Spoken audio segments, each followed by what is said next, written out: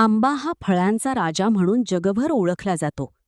कोकणातील हापूस आंबा आपल्या चव, सुगंध आणि रंगामुळे विशेष प्रसिद्ध आहे.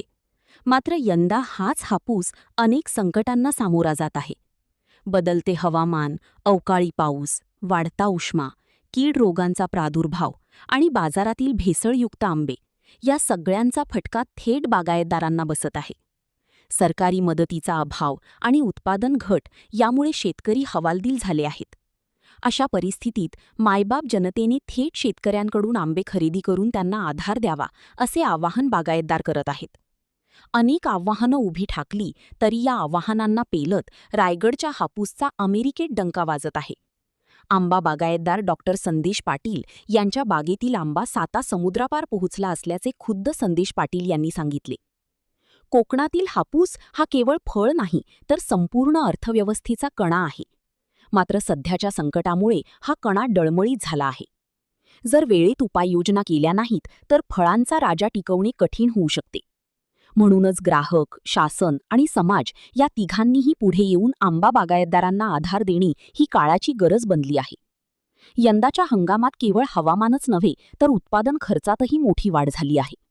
खतं, औषधं, मजुरी आणि वाहतूक खर्च वाढल्यामुळे आंबा बागायतदारांचे गणित बिघडले आहे. एका झाडामागे होणारा खर्च वाढला असतानाही उत्पादन मात्र घटले आहे. तज्ज्ञांच्या मते हवामान बदलामुळे आंबा पिकाच्या फुलोऱ्याचा कालावधी आणि फळधारणीवर थेट परिणाम होत आहे. तापमानातील अचानक बदल आणि आर्द्रतेतील चढ उतार यामुळे मोहर टिकत नाही. दरम्यान निर्यात बाजारावरही परिणाम होत असल्याचे चित्र आहे. दर्जेदार उत्पादन कमी झाल्यामुळे परदेशात जाणाऱ्या हापूसच्या प्रमाणात घट होण्याची शक्यता वर्तवली जात आहे. याचा थेट फटका शेतकऱ्यांच्या उत्पन्नावर बसू शकतो. याच पार्श्वभूमीवर पाहूया आमचे प्रतिनिधी धम्मशील सावंत यांचा हा विशेष रिपोर्ट. माझी ही बाग आहे ही जांभूळपाडा गावात आहे. म्हणजे जांभूळपाडा हे अलिबागमध्ये येते आणि आपण कोकणामध्ये येतोय आणि या आपल्या हापूसच्या बागेला GI मानांकनसुद्धा मिळालेलं आहे. तर ही बाग साधारण 24 एकरची आहे आणि ही बाग मी साधारण 2000 सालापासून इंडिव्हिज्युअली मी करत आहे. त्याच्या अगोदर याच्यातल्या काही बागांमध्ये 89 साली आंब्याची लागवड केली होती आणि म्हणजे इथे जर आपण पाहिलं तर 89 सालापासून ते अगदी गेल्या वर्षापर्यंतचे जशी आम्ही जागा आमची वाढलेली आहे तशी तशी झाडं लावत नेलेली आहेत. इथे साधारण 1250 झाडं आहेत. हापूसची आहेत, केशरची आहेत, राजापुरीची आहेत, तोतापुरीची आहेत, लंगडा बनारस असे थोडेफार इतर व्हरायटीची सुद्धा झाडं आहेत. पण मेनली आपल्याकडे हापूस आहे आणि हापूस आंबा आता जसं तुम्ही म्हटलं जगप्रसिद्ध होय, निश्चितच तो जगप्रसिद्ध आहे आणि आजच आपल्या बागेतून US साठी म्हणजे अमेरिकेसाठी सुद्धा आंबा एक्सपोर्टसाठी जात आहे. आपण तो आजच संध्याकाळी वाशीला पाठवणार आहोत आणि मग तिथून तो पुढे प्रोसेस होऊन आंबा जाणार आहे. आपल्या इथे ही बाग जी आहे ती साधारण 24 एकरामध्ये आहे आणि 1250 झाडं आहेत. आता जर आपण विचार केला ह्या आंब्याच्या बागांचा विचार केला तर गेले काही वर्ष आंबा बागायतदारांचे किंवा शेतकऱ्यांचे हे चॅलेंजेस किंवा त्यांची आव्हानं खूप वाढत आहेत. मग सगळ्यात महत्त्वाचं म्हणजे आपल्याकडं जे रोगराई किंवा किडी येत आहेत किंवा इन्सेक्ट्स येत आहेत त्या इन्सेक्ट्सवर प्रभावी औषधं आपल्याकडे राहिलेली नाहीत. त्याच्यामुळं शेतकरी तसा हवालदिल झालेला आहे.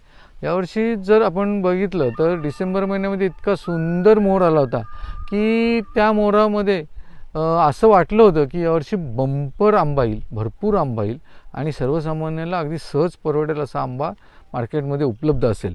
पण दुर्दैवाने तो मोहर सगळा वाया गेला आणि तो वाया गेल्यामुळं प्रॉब्लेम असं झाला की आंबा खूप कमी राहिलेला आहे आणि नंतर तो जो काही आंबा कमी राहिला होता त्याच्यात परत जो काही दुहेरी किंवा रिकरंट परत येणारा मोहर आला त्याच्यामुळे आंब्याचं प्रमाण खूप कमी झालेलं आहे.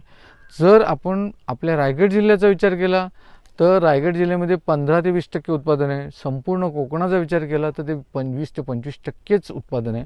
आज मार्केटमध्ये तुम्ही जर पाहिलं तर कर्नाटकमधून बनावट आंबा येत आहे आणि तो हापूसमध्ये मिसळून विकला जात आहे. अन्यथा आपला जो अस्सल हापूस आहे तो अस्सल हापूस बाजारात फारसा नाही आहे आणि त्याच्यामुळं बाजारात दरसुद्धा चांगले आहेत. अस्सल हापूससाठी मागणीसुद्धा खूप आहे आणि खवय्ये लोक आमच्या बागेपर्यंत पोचत आहेत आणि ते खुद्द बागेतून, कारण बाजारात जो काही भेसळयुक्त आंबा मिळतो आहे त्याच्यापेक्षा अनेक खवय्ये बागायत आपल्या स्वतःच्या बागेत येऊन आंबे खरेदी करण्याला पसंती देत आहेत आणि सुदैवाने यावर्षी आत्तापर्यंत चांगले दर मिळाले असल्यामुळं आम्हाला कुठेतरी आमचं काहीतरी भागेल असं वाटते. अन्यथा या गेले काही वर्षामध्ये शेतकऱ्यांचे खर्च वाढलेले आहेत, त्या हिशोबाने उत्पादन मात्र मिळत नाही. धन्यवाद. सर, कोणत्या जातीचे आंबे आपल्या बागेमध्ये आहेत आणि एकूणच रायगड आणि कोकणामध्ये कोणत्या जातीच्या आंब्यांना जास्त या ठिकाणी बहार आहे? आपल्याकडं ॲक्च्युली जर पाहिलं तर मेनली हे आहे, हापूस आहे, त्याच्यानंतर केशर आहे, राजापुरी आहे, तोतापुरी आहे, लंगडा बनारस आहे, सिंधू आहे. अशा अनेक जाती आहेत, पण त्या चवीपुरत्या आहेत. त्याला काही फारसं हे नाही. आपण व्यापारी दृष्टीने फक्त हापूस केशर एवढंच करतोय. आपल्याकडे पायरीसुद्धा आहे. आणि कोकणामध्ये तुम्ही जर विचाराल तर कोकणामध्ये सगळ्या जातींना चांगली फळं येतात. कारण कोकणचं हवामान आणि कोकणची माती ही आंब्यासाठीचीच आहे. त्याच्यामुळे इथे एखादा आंबा येणार नाही किंवा तो आला तर चांगला येणार नाही असं होतच नाही. सगळ्या जातींचे आंबे कोकणामध्ये चांगलेच येतात आणि त्याची टेस्ट, साईज, स्वाद हा उत्तमच असतो. परंतु त्यातल्या त्यात हापूस हा मात्र कोकण व्यतिरिक्त कुठेही चांगला होत नाही आणि त्याच्यामुळे आपला जो कोकणचा हापूस आहे तो खासच आहे आणि तो जगभरात प्रसिद्ध आहे. हवामानामध्ये जे बदल आहेत, चढ उतार असतो, हवामानाचा परिणाम या सगळ्या फळ उत्पादनावर कसा होतो सर? हवामानाचा बदल होत असतो आहे. हवामानाच्या बदलापेक्षाही मला असं वाटतंय की जास्त आता जो प्रॉब्लेम आहे तो कीटकनाशकांमध्ये जो रेझिस्टन्स, प्रतिकारशक्ती, कीटकांमध्ये प्रतिकारशक्ती जी निर्माण झालेली आहे त्यांनी शेतकरी अडचणीत आलेला आहे. नवीन अशी फारशी कीटकनाशकं बाजारात उपलब्ध झालेली नाहीत आणि कृषीमध्ये भारतामध्ये संशोधन फार कमी आहे, खूपच कमी आहे आणि त्याच्यामुळे नवीन गोष्टी काही उपलब्ध होत नाही आहेत. असं सगळं प्रॉब्लेम आहे. कोकणातल्या रायगडातल्या शेतकऱ्यांपुढं काय आव्हानं आहेत? बाजारपेठ असेल, विक्री असेल, कशा पद्धतीनं होतं सर? बाजारपेठ ही रायगड किंवा अलिबाग किंवा मुंबईच्या जवळपास असलेल्या शेतकऱ्यांना त्याचं बाजारपेठ हा चॅलेंज नाही आहे. आता आम्ही तर मुंबई APMCला सुद्धा पाठवतो आहे. आम्ही एक्सपोर्टसाठी सप्लाय पण देतो. म्हणजे ज्या एक्सपोर्टर्सना चांगला माल हवा असेल त्यांना आम्ही तो चांगला, आता मी मगाशी म्हटल्याप्रमाणे आजसुद्धा आपण US साठी 650 डझन आंबा देतो, तर तेही देऊ शकतो आपण. तसंच आपण डायरेक्ट कस्टमर्सना सुद्धा आंबे विकत असतो. तसंच आपण APMC मार्केटला पाठवतो.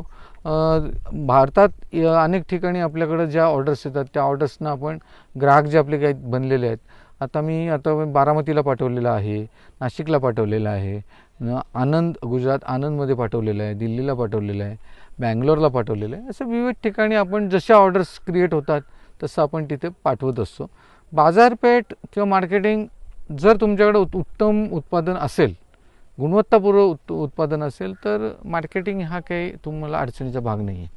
तर आंबा बागायतदारांचे नवीन तंत्रज्ञान आणि नवकल्पना काय आता सध्या येत आहेत पुढे, की जेणेकरून आपल्या उत्पादन वाढीत आणि आर्थिक स्रोतात भर पडेल, असं काही आहे? खरं तर याच्यावर शासनाने, कृषी विद्यापीठांनी किंवा कृषी विभागाने खरं संशोधन करण्याचं गरजेचं आहे. आत्ता परिस्थिती अशी आहे की ह्याच्यावर काही फारसं संशोधन होतच नाही आहे. त्याच्यामुळे नवीन तंत्रज्ञान किंवा नवीन कन्सेप्ट असे काही फारसे तुम्हाला दिसत नाही आहेत.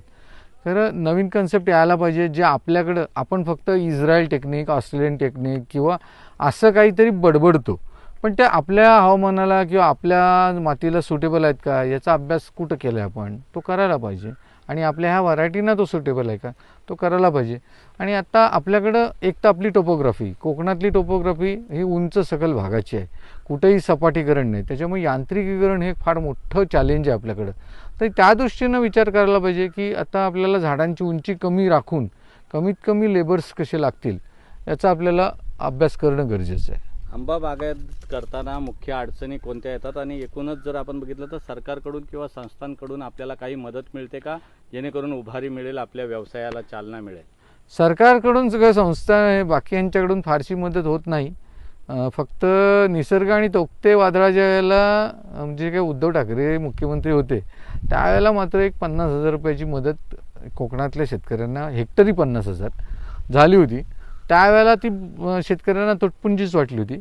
पण इतर वेळेला ती 18,000 रुपये हेक्टरीच्या वरती किंवा आत्ता या फडणवीस सरकारने जे काही जाहीर केले 22,000, पण त्याच्यातही अजून GR काढलेलं नाही आहे. त्याच्यामुळे सरकारकडून आंबा उत्पादकांना फारशी काही मदत होत नाही या मताचा मी आहे, वैयक्तिक माझं मत आहे. अनेक संकटं येतात आंबा शेतकऱ्यांवर. हेच कोकणातल्या शेतकऱ्यांच्या बाबतीत हा दुजाभाव नेहमीच होतो आणि कोकणातल्या राजकीय इच्छाशक्तीचा अभाव आहे की कोकणातल्या शेतकऱ्यांना मदत व्हावी असे इथल्या लोकप्रतिनिधींना प्रामाणिकपणे वाटत नाही. त्याच्यामुळे त्याच्यासाठी विशेष प्रयत्न लोकप्रतिनिधींकडून होत नाहीत आणि त्याच्यामुळे इथल्या शेतकऱ्यांना न्याय मिळत नाही. आंब्याच्या झाडाला फुलोरा येण्यासाठी काय विशेष काळजी घेता आणि फळगळ जी थांबण्यासाठी काय विशेष काळजी घेता? आंब्याचा फुलोरा येण्यासाठी खरं काळजी घेण्याचं म्हणजे आपण झाडांना जे काही न्यूट्रिशन आहे किंवा त्याला पोषण मूल्य आहेत ती आपण द्यायला पाहिजे. आता आंबे काढून झाल्यानंतर या झाडांना योग्य खतं देणं हे महत्त्वाचं आहे आणि गरज असेल तिथं पॅक्लोबिट्रोझलचं आपण ॲप्लिकेशन द्यायला पाहिजे. पण मुळात NPK किंवा मायक्रोन्युट्रिएंट्स आणि